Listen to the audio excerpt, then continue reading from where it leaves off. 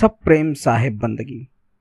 आप सभी सदगुरु कबीर साहब के अनमोल शब्दों को श्रवण कर रहे हैं। चैनल के माध्यम से सदगुरु कबीर साहब के मूल ग्रंथ बीजक ग्रंथ के द्वारा संग्रहित शब्दों को, उनकी वाणियों को, उनके द्वारा बताए गए अनमोल शब्दों को आप सभी तक पहुंचाया जाता है।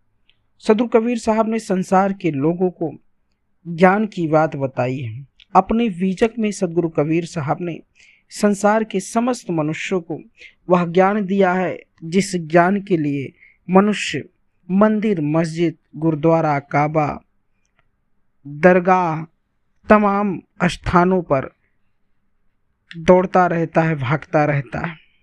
इसी कड़ी में सदगुरु कबीर साहब का बड़ा ही सुंदर पद है। रामायणी के माध्यम से सदगुरु कबीर साहब समझाते हैं। रामायणी नंबर 77 में सदगुरु कबीर साहब ने बताया है कि एक काल सकल संसारा, एक नाम है जगत पियारा, त्रिया पुरुष कुछ कथ्यों न जाई, सर्व रूप जग रहा समाई।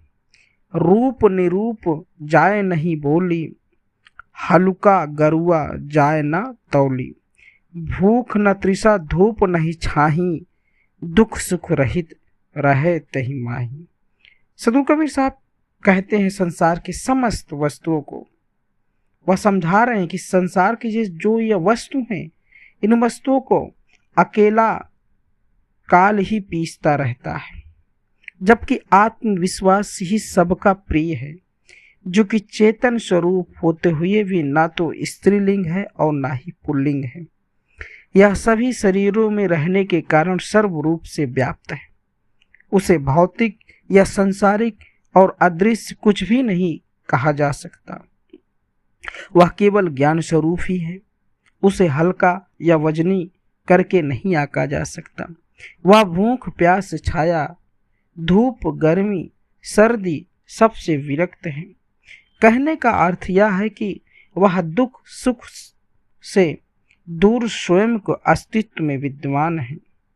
सदगुरु कबीर साहब कहते हैं, वह समझाते हैं कि हे साधक, सुख दुख के बंधन से दूर हटकर जो आत्म स्वरूप है उसमें स्थित रहना चाहिए। सदगुरु कबीर साहब आगे कहते हैं, अपर परम रूप मगुरंगी, आगे रूप निरूप न भाए। बहुत ध्यान के खोजिया, नहीं तेह संख्या आए। सदगुरु कबीर साहब का कथन है, समझाते हैं कि हे ज्ञानी जनों, साधकों, तुम्हारा अपना स्वरूप सर्वोच्च है, फिर भी इधर उधर क्यों भटकते रहते हो? आत्मस्वरूप की व्याख्या और परिभाषा के चक्कर में न पड़कर उसे अनुभव के आधार पर ही समझ सकते हो।